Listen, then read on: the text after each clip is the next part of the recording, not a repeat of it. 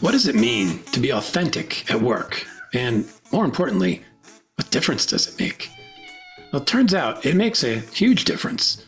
It reduces turnover. People at companies where authenticity is always practiced are over 2 times more likely to stay at their company versus those where it's never practiced. It builds trust. People at authentic companies are 4 times more likely to say there's a high level of trust. And it travels with you. Employees under authentic leadership are 6 times more likely to follow them if they went elsewhere. Those are the results from research led by today's DesuckifyWork Podcast guest, Erin Hatzikostas. Erin is a failed actuary turned CEO turned founder of Be Authentic Inc. She's the best-selling author of You Do You-ish, with a new book, The 50% Rule, coming out later this year. Oh, and she's authentic AF, as the kids say. Funny, quirky, and smart as hell. And her POV on authenticity is one we all need to hear. Authenticity matters when it's in service of others, to lift them up so you can do what's needed versus what's normal. Authenticity can be bite-sized. Experiment with it in lower risk situations. You'll be surprised how much impact it has. And authenticity is contagious. A few experiments and you may just shift an entire culture. That's what Erin did as CEO, and what she's helping clients do every day in her own business. Let's join her, shall we?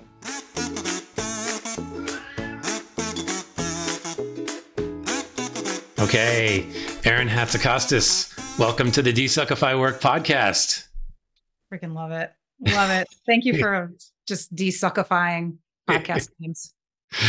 I am excited to have you on. I know taking the suck out of work is a big part of what you do, and even shows up in your podcast name as well. So I think there'll be some common ground there. What you do is awesome. I'm a fan after, spending some time talking to you previously, as well as just kind of going through your site. I've started reading your book. There's so much good stuff you're doing. Can you tell everybody kind of what you're doing and maybe a short condensed version of how you came to be doing it? Yeah. So what I'm doing is I'm essentially helping people and companies use authenticity as their strategic advantage. So, not as this permission to be themselves, because we can talk about it. It's not exactly what, but actually this power, this thing that can propel you forward. And I know a lot of people would think, well, yeah, right, but not at my company. But I think as we talk through it, you'll understand it. And how I got to this. I mean, one, it's helpful to know that I don't do anything for more than like 3 or 4 years. I get itchy, and I've been doing this for 5 years and can do it for 15 more. So that's how freaking passionate I am. And, the long story short is I started my career actually totally failing. I was in the actuarial program because a roommate told me one day that it was high pay, low stress, and you had to be good at math. So I was like, guns a-blazing. And, I started in the 90s, right? We couldn't Google how cool is an actuary? How hard are their tests? And so I failed all of those, but I was lucky enough to be at a big corporation at Aetna, Fortune 50 company at the time, now part of CVS Health. And, like many people, bobbed and weaved my way through, kind of took jobs, got lucky enough to get jobs and assignments that I was really unqualified to do. And eventually long story behind it, but eventually was given the CEO title of one of their subsidiary companies called PayFlex. So it was about 1,000 people. We administered health savings accounts, flexible spending accounts, kind of the financial engine of the healthcare side. And DJ, I had no idea what I was doing, right? Like I was not a born and bred CEO. I'm from a small town in Northern Michigan. I never had a strategic plan. I'm not saying I wasn't ambitious, but it was always a short-term strategic ambition, right? Like every time I took on something new, I was like, oh, I want to do even more, right? And I wasn't the kind of person that was like, do whatever it takes. Like I, ended up marrying actually the guy that I met in one of my actuarial rotations, had a good life, like didn't want to screw it up, didn't want to, move my family and travel. And when I took over the company, it was in the pooper, like it was not growing 4 or 5 years in a row, flat earnings. And in 3 years that I led the company, we took the earnings and tripled them. We took them from 17 million up to 50. Employee engagement skyrocketed 12 percentage points.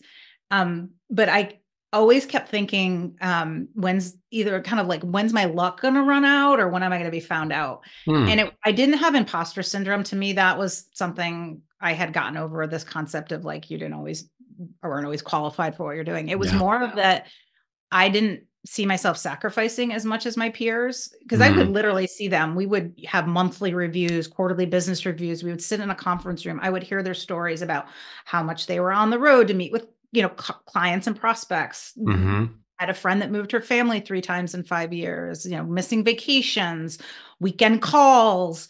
And, I worked hard. I'm not a sloth, but I wasn't doing that. And then I decided I was itching for something totally new, because that's what I do. And nothing in the corporate space really was scratching it. So I finally decided to break out. I thought I was going to go run like a healthcare startup, learn kind of the venture capital world. I know I was just yearning for something other than big corporate.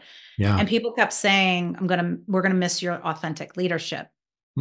And when they said that, it wasn't a surprise that they called me authentic, but it wasn't, or if they were calling me that while I was working, I was too busy to notice it. But like how it is, all of a sudden you decide I retired. Technically I could reflect. And what hit me finally was that my luck wasn't going to run out, or I wasn't going to be found out. I realized that I was just playing a different game than everybody else, every other leader, that I was using, and this took a little bit of time, reflection, starting to write my first book, that I was not just authentic because it felt good. I was programmed over years and years and years of watching my father and seeing success and then doing my own experiment. I was using authenticity as my strategic advantage, as my, get the best employees, get the trust and attention of executives, negotiate contracts. And so when I realized that there was a way to maybe not totally be yourself, but to do things differently and more authentically, and how I define it. And that was the thing that actually got you better results. I was like, holy shit, I think I have to go out and tell people about this and talk about it. And now I've been doing that for 5 years. Yeah. I love that. I mean, I think there's a few nuggets in there that will give people hope, right? Because I think when people envision, and it maybe isn't rising to CEO, although for some people listening, that may be it. I think there's 2 things that happen. One, people imagine when they move up, there's certain things they have to do and have to be to do that. And so I think we'll be able to dive into, maybe there's a different story there. Yep. And then I think people may be putting limits on themselves because of that, right? Some people 100%. Might be amazing CEOs, but they're sitting there going, I don't want to do it. What I'm seeing, like you're talking about all your peers, and it's like, I think a lot of people look at that and go, ugh, that sounds awful. I know for me, there were times in my career I had that, I was a creative director in advertising, and there are people who are chief creative officers. And I always looked at that job like, ugh, that's awful. Politics and blah, blah, blah. I might have limited myself because I didn't know that I could have done it my way rather than the way. Yeah. I mean, the saying that I always use is you shouldn't not do something because you hate the way it's done before. Instead, do it your own way. And to be honest, I actually said no to my first quote unquote C-suite job when they were going to promote me into COO position for that very reason. Because I was like, I don't want to become dude or buddy or, do that. Like they suck or their lives suck. And because, we're so conditioned in school, like there's one formula, we got to get the test right. And then we get in the corporate world and we there's a lot of self-preservation or fear that like our success is based on doing it quote unquote right? Like following others did it. And the reality is it's the worst way to get good results is to do the same shit different day. But you have to have a little courage, right? To do it. So it's easier said than done. Yeah. Yeah. I think, and maybe that's part of what we'll get into too, is how people can summon the courage once they have a sense of what the path might look like for themselves. Because I think that would be a big difference maker for a lot of people. As we're talking about sort of the people in general, a question I like to always ask is, what's your take on the state of work right now? How does it feel? What are you observing? I say, where is it on the suck meter? Yeah, it's really high. It's, to me, the visual, the metaphor that always comes up is a treadmill that, people in maybe the 80s, 90s were walking, and then they were speed walking. And then somebody keeps hitting the up button, both in speed and in level. And, when I was even in the corporate world, I thought this has got to be as bad as it gets, the do more with less and the speed at which we're transacting and expected to transact. Yeah. And I think that, I think we're headed there is going to be some sort of cosmic boom. I think people thought we had it with the Great Resignation, and then things retracted. Yeah. I actually think on a positive, if you want to get a little bit, academic, I think one of the answers, or maybe the cosmic boom, and those cosmic booms actually can happen because all it takes is an Apple or a, Google or somebody to pave the way.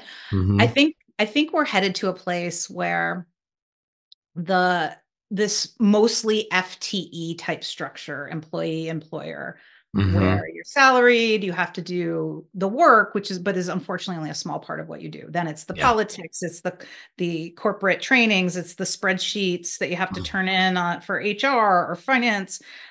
It's all the BS that surrounds it that kind of comes with things. And I think employees are just so sick of that, and eventually will be so much so that like the things like employee benefits won't outweigh that. At the same time, companies need flexibility, because the reality is, we know they have to change constantly, right? And so that's why we see all these quote unquote rifts or reduction in forces or layoffs and so long story short, I think it's getting to a place where it's so bad something has to change. And I think once a big employer, a market leader says, you know what, we're going to move the model that's, right now 85-15 to much more of a freelance model, where we have some core employees, but other people we sort of bring into projects, bring out. It might be scary to some people, but what this could mean for somebody that's an FTE today, that's sick of all the BS stuff, is that they shed a lot of that, and they have flexibility, and they can work for a company for 3 months. And if they don't like it, they can leave and find new work. And because it starts to become a system, I think places like Upwork and Fiverr and these freelance sites, where you won't have to become a small business owner or an entrepreneur necessarily, there would be marketplaces for this. And people are going to start to maybe say, a little bit of risk that for 3 months, I don't have as much work as normal, to then have 3 clients and not be wed and not have to deal with the corporate. So I hate to pontificate too much, but I think it's so bad, something has to happen. And that, in my head, that's the only sort of tangible thing that can do a major recorrection. And again, like I said, it's feasible. Like one big company does that, everybody else starts to follow. And so things could boom and change more quickly than you might think. Yeah, I think you're right. It feels like we're close to some kind of snapping point. There's just so much tension. Yeah. I mean, how many more mental health benefits can a company offer before they realize that the call's coming from inside the house, right? Exactly. The mental health problems are actually coming from you. So if you keep trying to, put a sort of lipstick on it, then anyway. Yeah, no, I'm intrigued by the sort of shift to a more freelance model. I do think it will be scary for some folks.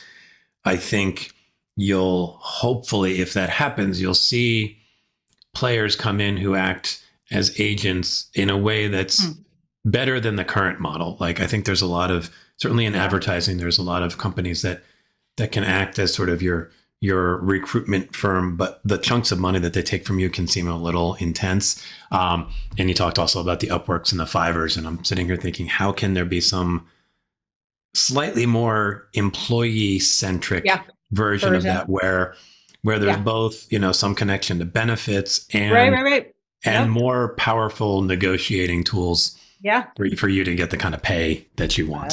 I put my investment money into anybody that's ready to work on that. So I hope it happens, because I think there's a lot to say there.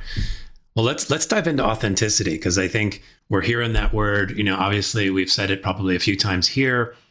It's kind of a buzzy word in stuff, and so what happens with that is that sometimes people either sort of start to dismiss it, like, okay, authenticity, I'm not even sure what it means anymore, or people say it and then they don't do it. So what is your definition of authenticity? Yeah. So for me, it's when I had that, those, people say you will miss your authentic leadership. The next pause was, but wait, I don't walk into work just being myself. Like I'm not saying I put on a face, right? But I don't act the same as I would if I went to my friend's pool party. Right. And so the root word is Greek, authentikos, and authentikos means to be genuine, but it also means to be original and authoritative. Okay. And, there's kind of two definitions I use for it. One is that authenticity is about exposing who you are when people least expect it in the service of others. And that is the big key, is when you can understand and sort of step backwards and say, okay, if I think about authentic leaders, like one of my North Stars, Michelle Obama, right? She is not just, I'm guessing she acts a little different, when she's at home with Barack cooking dinner than maybe she acts when she's doing, a talk or an interview.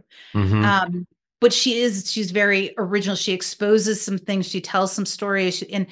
And I always say, authenticity is my word. Like I have, I believe I can own that word, authenticity in the workplace. Like, I've done studies, I've done the TED Talk, I've done book number 1, I've got book number 2, but I am actually in the business of connection and trust and intrigue. What authenticity does is it creates this, if you have the mindset that it's like, I'm not going to just be myself, I'm actually going to do things a little bit differently. I'm going to expose something of myself. The other definition I use is, authenticity is about focusing on not on what is needed, but what is, I'm sorry, authenticity is focusing on not on what's normal, but what is needed. Meaning you're always, give you an example. If you do a status meeting around a project, maybe you've got a brand that you're helping develop, and you go to the status meeting and you've been doing it the same way for 12 months because that's how you saw that they were done in your company. And if you take a step back and go, okay, what's normal? Oh, it's having this dashboard and giving the greens, yellows, and the reds. And then go, is that what's needed? And frick no. Like, I don't, if I'm on the other side, like all I want to talk about is the hot issues, or all I want to do is ask my top questions or what. So if you really have the guts to say, everybody's always looking to, whether it's to get more efficient, because this world needs efficiency. We're also crazy. Or, one of my, I have this humans model we can talk about, but being unexpected or being original is really important to captivating attention. You guys know this in the ad world, right? We do it in ads, and then we go to work, or we inside that ad, so you're inside the insurance company, and we are so freaking expected. And then we get pissed when nobody's listening to us. Just so if nobody watched your commercial, would you be pissed at them, or would you go, oh, we did the wrong commercial? You'd say, no, we did the wrong commercial. But then you go to a meeting or you write an email and you're like, oh, they're not even responding. It's like, no shit, they're not. You're so boring and expected. Actually, it's funny. I have to tell this story because, you said you came from the agency world, and probably a lot of your listeners. Just yesterday, I was listening to the Kelsey brothers podcast, New Heights. Yeah. And, every once in a while you get in these moods where you're like, I want something light. And they had, so they had Little Dicky on there, which I'm almost 50 years old. I don't know who Little Dicky is, but he's this super geeky white guy rapper that also has a mega successful show. I think it's on Hulu. Like he's a comedian and stuff. And by the way, it was a fantastic interview. It was hilarious. And so he was telling the story. So when he grew up, he kind of always knew, he's like, I have this talent of being funny, but also kind of rapping. I was like, he like had these visions of like, oh, if I could combine this. But his first job out of college was at an ad agency. And he tells the story about, he was actually on the admin side, so not on the creative side. And one of his early projects, he was on like some Doritos or chips account, and he had to put together like a data analysis report about the chip industry. And he said, I remember thinking, I got to send this out to people. And he's like, and it's so boring. And he's like, I just decided to send the email as a rap, like the summary. And he like made this funny rap. And do you know how, like, most people think that and be like, oh shit, you're going to get fired, or you're going to look at weird, or you're going to get reprimanded. They immediately like moved him over to the creative side, promoted him into a position that used his abilities. I mean, here's the thing. We all have this disease. We feel like we're the only ones that want authenticity. It's like we're right? We're the only ones that go to a town hall meeting and wish somebody would like crack a joke or tell a story instead of like talking about quarterly results. Yep. And what I like to say is authenticity in the workplace is like that birthday party that your kids go to when they're like 4. And, they go and they do the bouncy house, and then they go into the room, they get their pizza, and then they start to serve cake. And all the kids, oh, can I get a bigger piece? Or they all take their cake, or maybe they get extra ice cream. And then there's always some leftovers. And you as a parent are standing there awkwardly around the room, just like watching your watch. When is this going to be over? And they come around and they say, would you like a piece of cake? Right. Now, TJ, what do most people say? No, thanks. And what are most people thinking? Well, I think they're thinking one, in that case, I think they might be thinking one, I don't want to look like I really want this cake. And then there might be something about the kids, like I don't want to take cake away from the kids. Yeah. No, I mean, most of it is they really want the cake, and they don't want to be. They don't want to look like they want the cake. And that's authenticity in the workplace. Like we're all craving the cake. We all think we're the only ones. And then, but the great part is what happens when one person says yes to the cake, like it gives permission to others. And so the nice part is, if you're sitting in an inauthentic environment, first of all, the cake doesn't have to be served by your CEO or your VP or whatever. Right. It's contagious. And once people start to take the cake or serve the cake, or, send the email with the wrap, or not even that bad. Like one of the foundational things is I tell people, just change your out of office, start there with your stupid, like, I will be on in the office. I'll get back to you. Just start with little tiny experiments. You don't have to be Lil Dicky and put together a wrap. Start with a story at a meeting, just start with small experiments. And not only will you start to collect data and see that, oh, that actually helps, but it'll give people permission to take the cake too. Yeah, I like that. It's so funny how we all think that nobody else wants this, because it's weird, because I feel like if you step outside of the work environment and you just hang out with your friends or family members, like, you don't necessarily believe that to that degree. Like you see them being themselves or showing up in a way that is more true to them. And then it's like we go through this like work, force field, and we like just assume that everybody is happy to adopt the work hat and the work straitjacket and the whole thing, and just accept that that's how it's supposed to be. Yeah. And I think we walk through those doors thinking we're walking into a test too. I think it's just, it's just like high school. Like we think we're walking into, our AP final, and the test is about doing things right? Doing things like, like everyone else C did for number 4 and picking D for like, but that's not that. Nobody sits you down and go like, it's actually different here. It's about creating connections with people and trust and getting their attention and coming up with new things and ultimately business results. Like, and once you can realize, what if I experiment even for just like a month to try to get results better, whether you're internal and you're running projects and your biggest results are getting executives to sign off on your stuff or getting people to do what you want to do, or you're in sales, you're like, obviously your success is selling more stuff.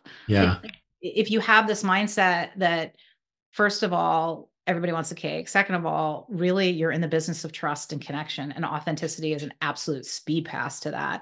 And you're in the business of standing out, and authenticity is like your cheapest innovation thing you could do in the world. And then you just experiment a lot. And once you start getting the results, I mean, that's the thing with, everybody's like, oh, I'm scared. It's like, well, just experiment and observe. And that second thing is really important. Experiment's really buzzwordy, A lot of people don't remember to observe. So when you get the guts to start out a meeting a little bit differently, just watch people's faces. Do Yeah. grouchy people smile? Do people pay attention that normally don't? Do you get more engagement and conversation and discussion? Do you know? And then ultimately, like, people send you email. I mean, I have clients all the time that are just like, oh my God, after this meeting, you know, I coach one insurance company, and she's like, oh my God, you coached me to give the presentation. And she's like, I'm getting emails and I'm getting this. And I'm like, of course you are. But like, I loved watching her be able to see. And then I'm like, you know, you don't have, like, I'm not into changing people. I'm just into changing your addiction. So once you start to get that positive reinforcement, small, you know, smile, large, sell a case, you're going to start to rewire what you do, because you're going to, you know, those habits are starting to get you what you need to get. That's so interesting. The idea of changing our addictions, like we're addicted to doing the same behaviors that keep us safe, and then we do them again because they keep us safe. And I think your point is, what is safe really? Yeah. Like they helped me pass the short-term 1 hour test instead of like, what results did you get in a month? Yeah. And it's funny that you talk, there's a couple things about authenticity that I love that you said. One is the idea of, like, you know, doing it, like finding what's needed. I think like, again, we often think we're the only one who has that in our head, like what this meeting needs right now, or what this company needs right now, but we're afraid to say it. But meanwhile, there's 20 people in that room all going, what this company needs right now. And we just don't say it.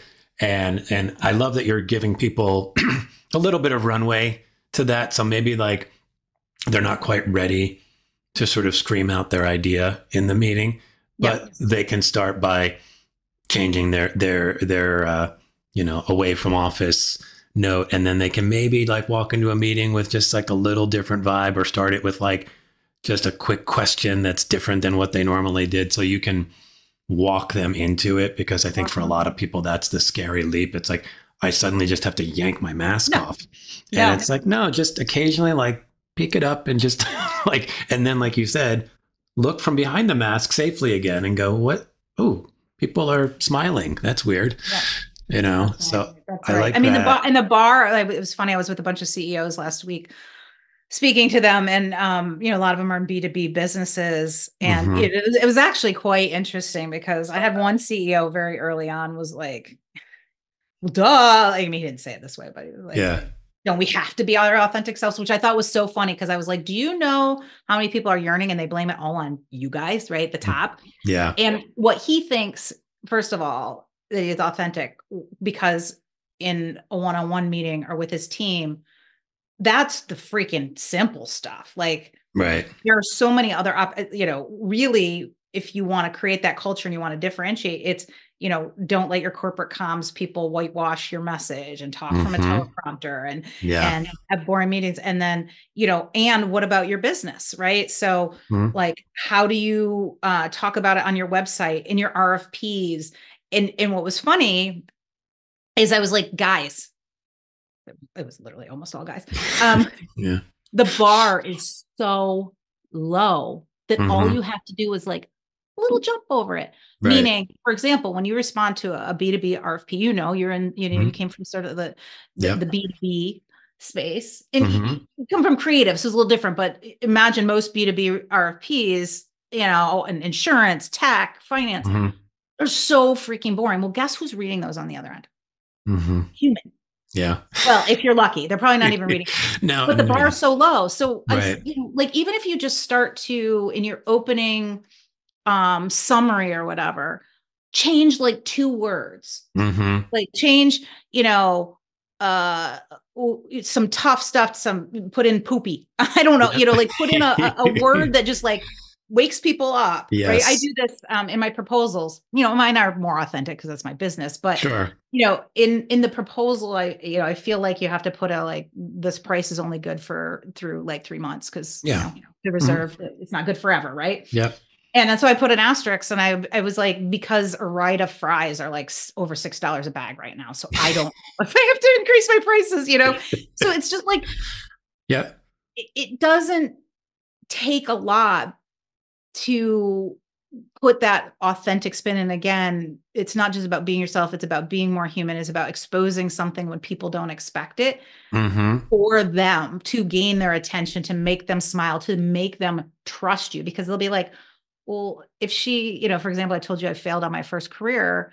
So now your trust radar, right, meter kind of goes down, because you're like, well, crap, she's probably not going to lie to me about other things. She just told me she like failed all her actuarial exams. Why, why would she lie about something else? So, I think that's the mindset shift I see most. I'd say, one, that it isn't about you, it's about others. And then two, I think, especially for business leaders, this isn't just a human resources culture leadership thing. This is actually a business propeller thing. And that's why I get, my LinkedIn title, it's like grow your revenue and your people at the same time. Because literally the same things that make doing business in a better culture internally are the same things, same principles, right? You can do to sell more business and keep clients.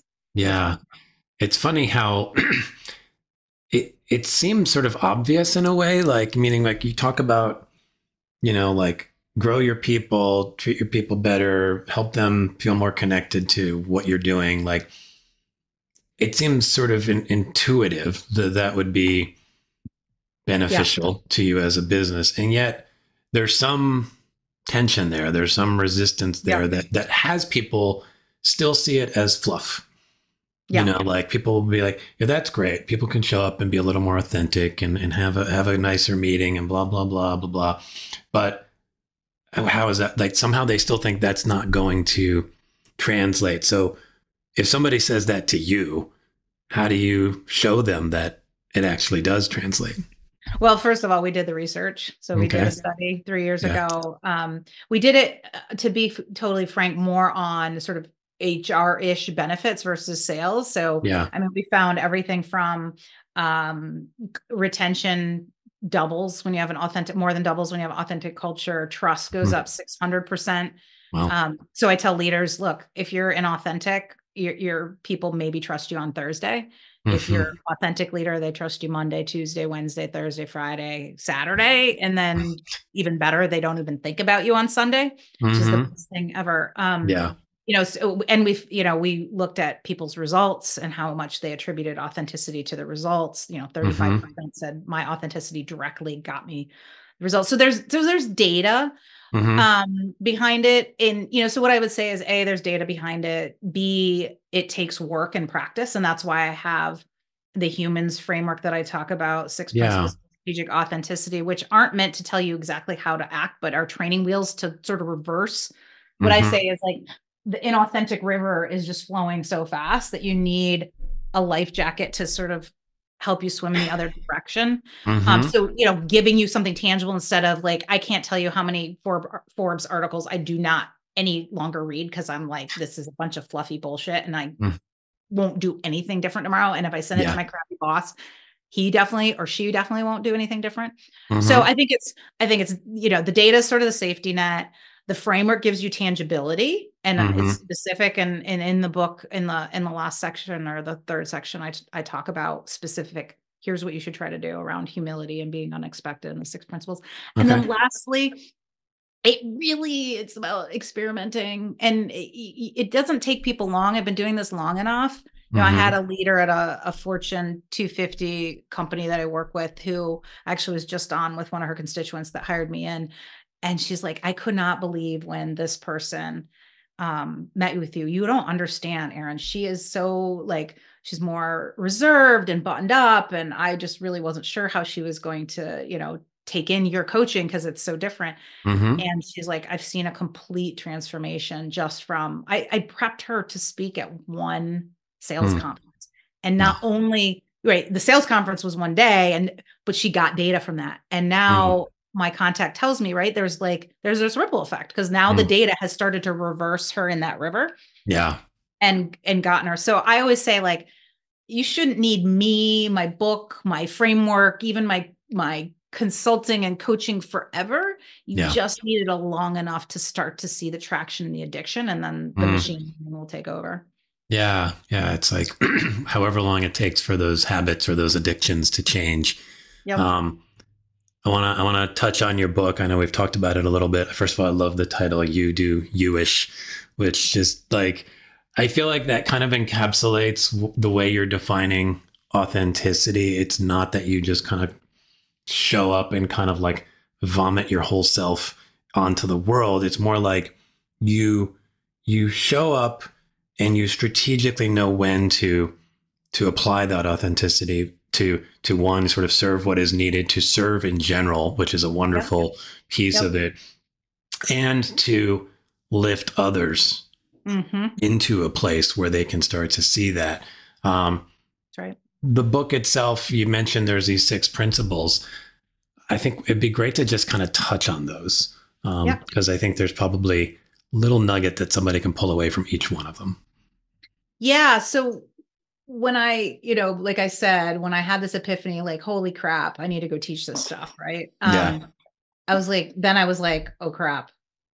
How do you teach authenticity? Right. Like, how do you teach and so I spent a lot of time sort of reflecting, not just on myself, but on other authenticity beacons of mine and what was the thread. And that's how I came up with the 6 principles of strategic authenticity, or humans. And so they stand for humility, being unexpected, modeling, adapting, narrating, and sparking. So I'll just quickly go through each. It's tough to, do too much, but 1, humility is a speed pass to connection and trust. You need to start thinking about how do you use those things that make you imperfect as a way to create trust, whether it's in, I teach sales teams all the time how to craft an intriguing intro. And one of the elements of that is starting with a humility moment. How do you start a meeting with it? How do you talk to your team and expose like, hey, I totally messed, I was on Investopedia when I was doing my QBR yesterday, because I didn't know what CapEx meant, those little things that you either are embarrassed about or you don't even think about. It's like, oh, they're golden nuggets. So think of them that way. Being unexpected, authentic people, I think it really gets back to what's needed, not normal. So not being unexpected just to be like, ooh, boo, look at me. But to always know that you're thinking about what could be done better, what is needed, but also doing it strategically, knowing that you have to grab people's attention. And so sometimes doing it a little bit different, even if it's a tie on if it's, better than the normal, wins out. And so that's important. Modeling is really about the fact that people don't listen to words, they emulate action. And so how do you model? Like if I talked about authenticity, but I was super stuffy about it, and there are people out there that do, it makes me want to throw up. I'm like, you gotta, right? Like, and not that being unstuffy is necessarily the core heart of authenticity, but you got to demonstrate. Adapting is really twofold. It's about plugging into other people. So it's this concept that there's sort of a dial and that it's about the other person, but also adapting who you are. We don't stay the same. It's called growth. Like our authenticity, our core values might not change that much. But spend more time thinking about who you want to be than why you are who you are.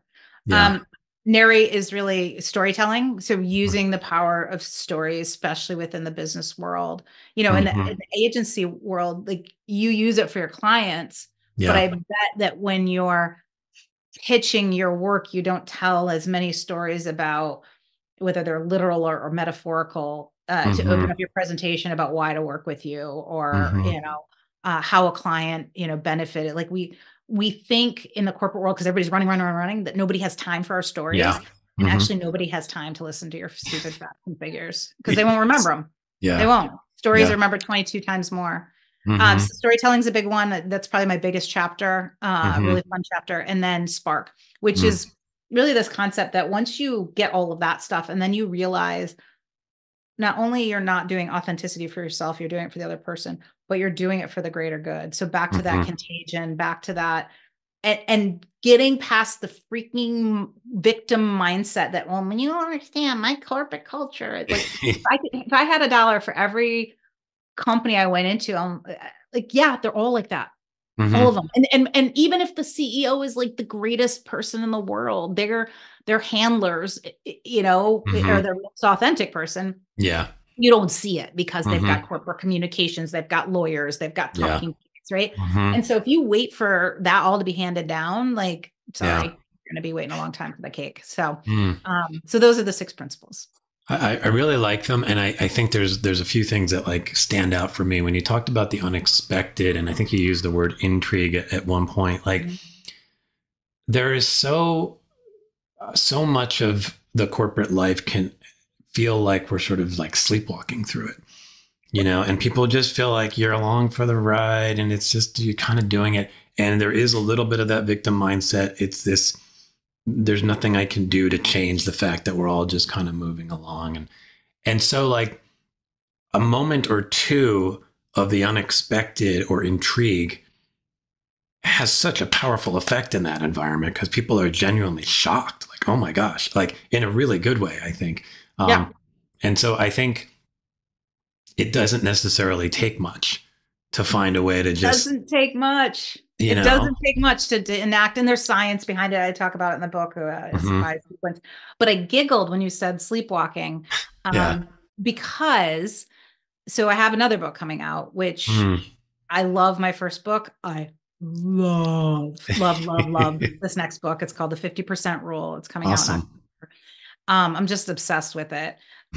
But what I talk about in the second chapter is what I call sleep running syndrome. So it's actually not sleepwalking. Yeah. It's worse.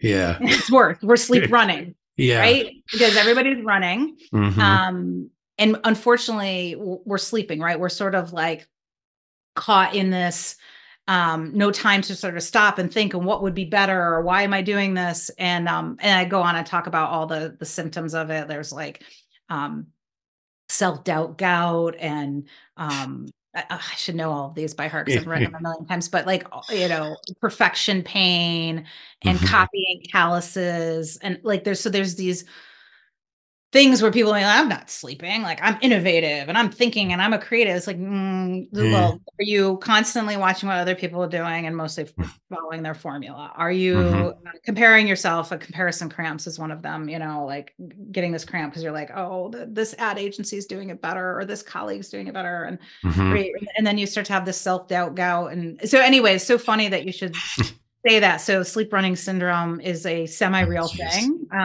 you know, codified by my upcoming book. And you're totally right. And as the treadmill, back to the original before, gets faster and faster and faster, like it's pretty hard to be awake running. It's pretty hard to be totally awake running. Yeah. That's such an evocative term, sleep running. I think, I immediately get it. It immediately connects. And it's funny as you talk a little bit about some of the references to the ad industry. And it's very interesting because there is a view about the work in advertising, which is very like creative and like it needs to be, you know, breakthrough and it needs to be original. And then there is the way we work, which I mean, I would say in 98% of ad agencies is remarkably none of those things. I mean, it is very much sleep running. I mean, it's such an easy place to differentiate. What I like scream from the rooftops, you know, we think maybe not so much on an ad team, but most companies like innovation is only when we spend $50 million on an IT project, which is like so frustrating because it never get done on time or right. Or like our innovation has to be this brand new, like operating model, service model, and what we offer. And nobody thinks about how do we innovate, how we operate. And again, I think they do. They think, oh, that's our culture. Yeah. And then it becomes elusive. And then it becomes like IT, like it'll never actually really happen. But if you stop and think about, especially external stuff, that's why I've been doing more and more stuff with the externally facing teams. If you say, wait, more of probably what is our success in selling stuff, especially a lot of the companies I work with are B2B. They're selling vaporware, right? They're selling services. They're selling insurance. They're selling IT. They're selling ad, copy. If we can innovate how we act with our clients, and to me, the best way to do that is add authenticity, and it's freaking fun and it's cheap as hell. And then all the other stuff, especially if you're like, oh, we're not the best at some of these other things. It's like, well, how about innovating the how? And to your point, it's funny because even the most creative, outlandish groups that externally sort of produce products that way, still don't do that. And that's when, A, there's a problem, but B, God, there's a super low hurdle to jump over. And those companies decide to jump over it. And, I've got one company that's like not going all in with me, and they get it. Like, they're addicted now. They see how just these small changes, and I love it, right? Like small changes. I recommend little things here, little things there, coach them on this, do a little bit of training. And it's like so easy, and it just catalyzes, so much great success. That it's really freaking fun. The word fun, obviously keeps popping up, and that's definitely a mantra of mine, that like, it's ridiculous that we think work shouldn't be fun. And what's really ridiculous is even in places like advertising, where it's supposed to be creative, it isn't all that fun. I think for a lot of people, maybe it was at one point, and it feels like companies are designing how they work in ways to like literally snuff out authenticity, to just squeeze fun out of the model, because they are running, they're on the treadmill, and they think there is no time. We can't be, we can't afford fun. Like, we got to just move. And if I'm hearing what you're saying right, it's more like, because we're running, that's exactly why we need to make room for fun, and for people to be authentic, and for people to show up in unexpected ways, because otherwise we're all just going to completely like run into that brick wall of burnout. We're going to implode. Yeah. And that's what I love too about the 50% rule, which is the next book. And it's sort of it's an authenticity hack. It's basically like, while I was teaching all this stuff, I started this, and the 50% rule is very simple at its core. It simply means anytime you're taking advice, doing something new, listening to a podcast, taking a class, only take about half of what you learn. Throw in the trash the half that doesn't feels icky, that feels too hard, that feels like, why the hell are they doing it? Employees don't want that, or customers don't want that. And then curate the other half with your own idea. Oh, but what if we did this way? I listened to this thing on a podcast, and sort of curate a 50-50 solution. And why I love it the most is that what happened when I started using that rule, there's a whole evolution to it. First, it was very selfish. It was for me. I was getting over hurdles of trying to learn how to be an entrepreneur. And then for some reason, trying to do everything 100%. And then all of a sudden I was like, dumbass. Like, why are you trying to do it exactly like, Amy Porterfield does it, or whoever. Right. And then I started sharing it with others, and I was like, holy crap, I feel like organically every time they have like an issue or a challenge, like, I'm like, well, why don't you 50% rule it? And they're like, huh? And I explain it. And then what happened, because that's still not enough for a book. And then what happened was I started to notice it everywhere. So for example, I started watching, John Madden documentary, and I realized, holy shit, like, he 50% ruled broadcasting. He actually almost didn't go into broadcasting, by the way. He didn't. Really? He called them hair dudes. He's like, I'm not doing that. Right? The greatest broadcaster of all time, arguably. Yeah. No, probably objectively, right? Yeah. Weird Al Yankovic, Hamilton, Savannah. So what I started to see was, it's not just a way to make yourself feel better or to get through hurdles. Actually, if you start to 50% take normal and 50% take new, and put it together and have different principles like juxtapositions, and like there's some themes in there, you actually can get noticed. You can have success without as much work. I'm actually even doing it with the book launch. I dread book launches. Every author does, right? Like, because we think, oh, I have to put together the 182 line project plan of all the things to do, bonuses and the blah, And then I was like, wait, let me 50% rule it. And so what did that mean? I started thinking, okay, what are the things I like? Well, I love sitting around and tailgating and drinking beer and being relaxed. And so we're doing a tailgate book tour instead of a regular one. Right. Nice. And it not only is it more fun, but I'm hoping it'll get more noticed, because people are sick and tired of the same, like, oh, she'll be at this library on this date, and she'll be at this bookstore, and like, here's your 6 freebies. And like, just again, the bar is low. So a little bit of 50%ing will really help you. And so one of the things I talk a lot about in that book is like, this makes everything exponentially easier and more fun, because it's about standing out instead of, working harder. Yeah. And I love that you've given a name to, I think, a practice that people may have occasionally like just sort of landed in.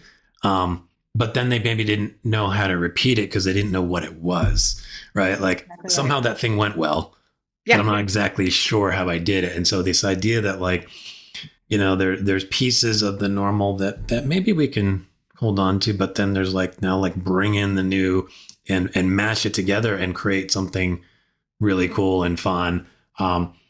It's something that I've sort of tried to like bring in even to sort of the coaching that I do, like take pieces of what somebody else did and then grab it and adapt it and all that. But I think when you codify it in such a clear and clean way, it provides both excitement about what's possible, but it dilutes the fear factor. That's right. And what's crazy is you're absolutely right. And what I say in the book, I had to come to Jesus in like chapter 20. I was like, you might be like at this point going, wait, this is something I already do. I've already heard of. And it's like, I don't ever want to pretend I found something new. Like, I don't want to be that person that says I found the first, tailbone from this dinosaur. And then you realize like, no, everybody else has found it too. It's called a coccyx bone, right? Like but to your point, I codified it. And even when I was writing the book, things like I had a back issue. So there's a whole section on personal too. And I was ping-ponging between my physical therapist and my chiropractor. And I literally would like, oh, the chiropractor's right. And then I would get hurt again. And then I'd be like, no, the physical therapist. And then, I was like, you dumbass, 50% rule it. Take half of one, thing that you like from and take half the other things that you like from this one and curate your own freaking. And now I'm doing great. So it's one of those things that sometimes you just have to put a name, a permission. And it's funny. We use it all the time. My team, I have a whole work team too behind the book. I mean, it was just constantly like, oh, I 50% ruled something today. And it's just a lot easier than being like, oh, I was working on something and I took, an idea from here. It's like, no, you 50% ruled it. So yeah. And I think it's interesting to hear you like notice that even with that, you still have to kind of access it at some point, like meaning you have the chiropractor and the physical therapist. And that comes back to this whole sort of sleep running thing. It's like sometimes we're just asleep in the world of normal expectations, which then sort of has you going, I think the chiropractor is right. I think the physical therapist is helping more. And like because we've set up some weird dichotomy that like, some people think the chiropractor is the answer and some people think the physical therapist is the answer. And nobody's told you that you could just like mash it all together and find a happy solution. And I think like, I love the idea that you can apply that in so many places, name it, call it out so that it then becomes a new addiction to use kind of your lingo. It's like, I'm addicted to finding ways of 50% ruling something. Then that seems like that's fun in and of itself. It's like an adventure, right? Yeah. And I think that would, I'm excited about that book because I think there's a lot of fun there. I want to just touch on really quickly because you have a really fun podcast as well.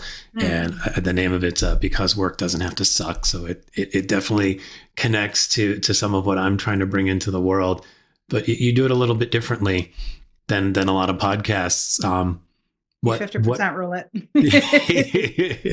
What do you think makes it worth listening to for people?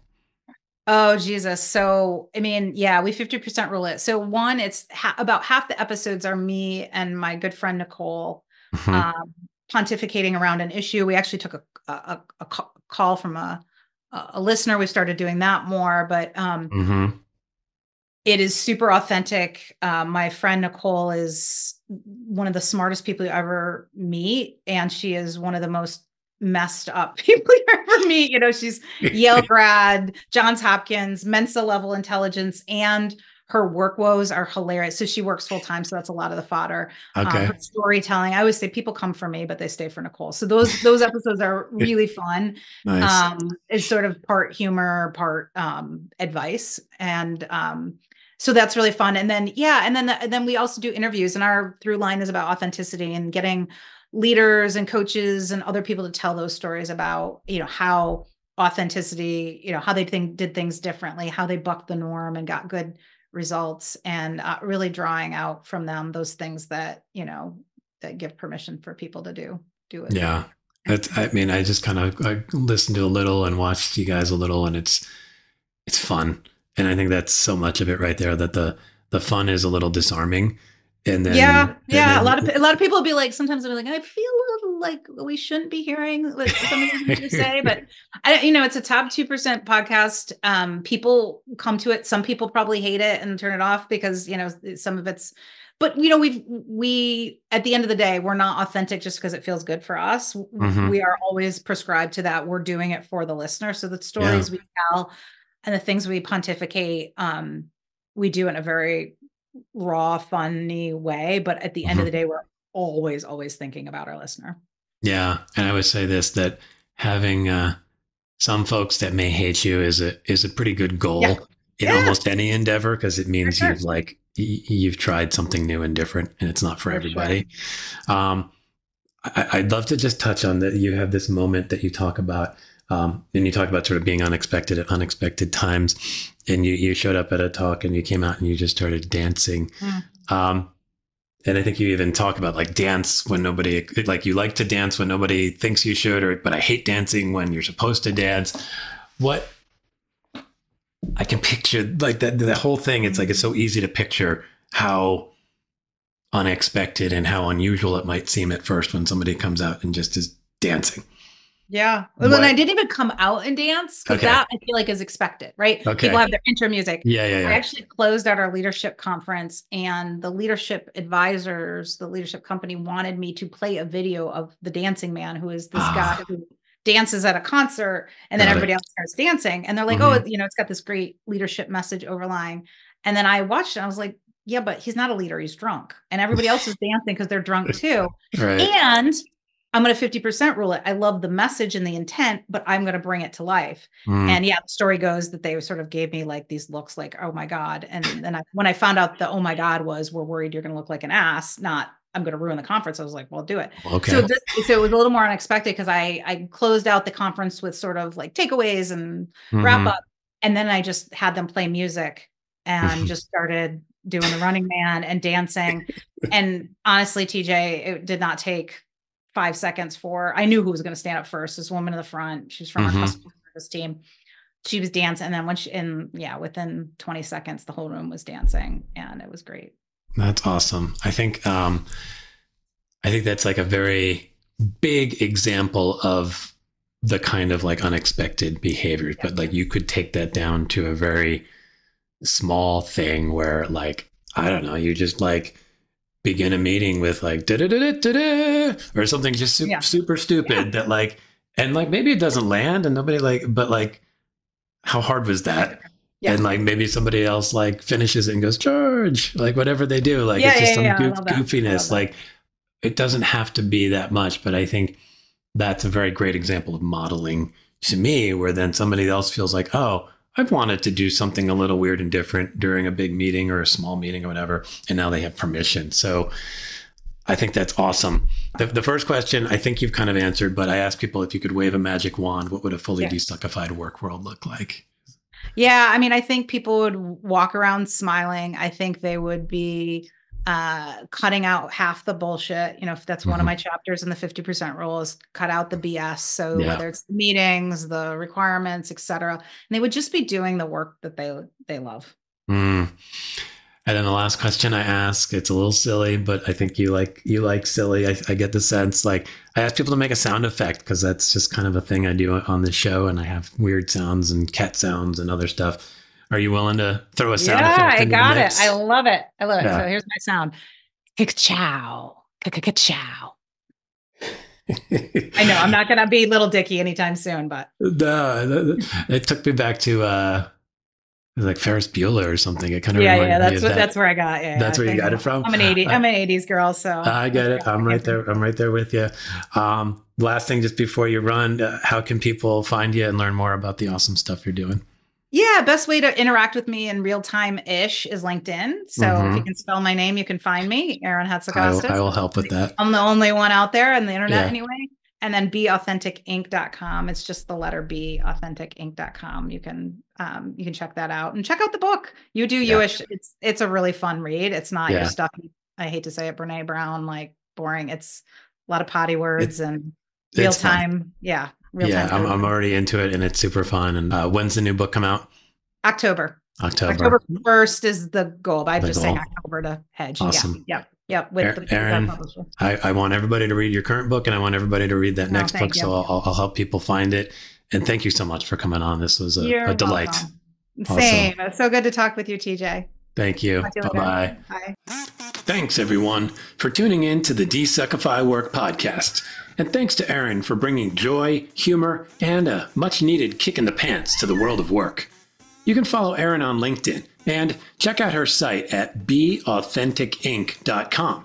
If you spend 30 seconds soaking in her story and don't feel lighter, more confident, and ready to shake things up, then you should spend at least 30 more until it really clicks. While we're on the subject, how about clicking on the links to my site and my Substack newsletter? We've got the content you need to start shaking things up in your creative career or at your agency. If you'd like to get a taste, let's set up a free half-hour Desuckified discovery call. Bye, everyone.